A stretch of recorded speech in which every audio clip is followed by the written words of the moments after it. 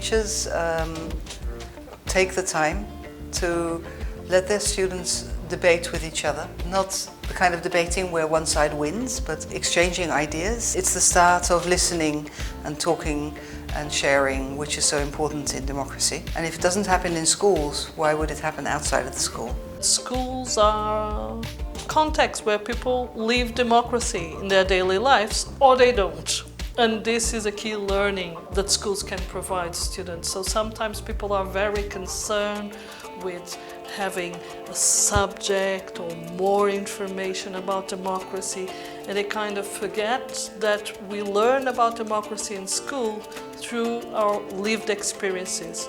You can achieve the maximum when people do become involved in a democratic way.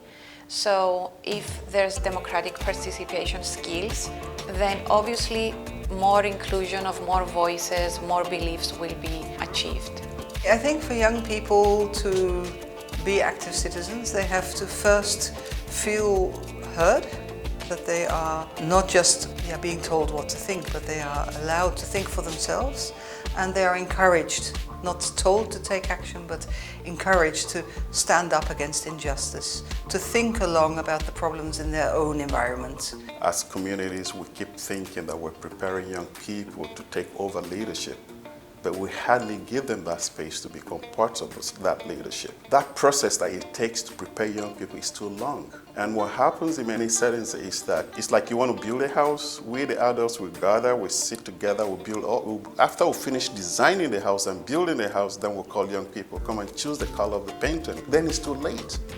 We should, from the very beginning, invite people, dialogue with them. I think especially school administrators need to take the lead and to realize that if school is not inclusive, that then some students are going to leave before they have their diploma, and basically the whole society is going to lose if we don't have inclusive schools where everyone is able to be active.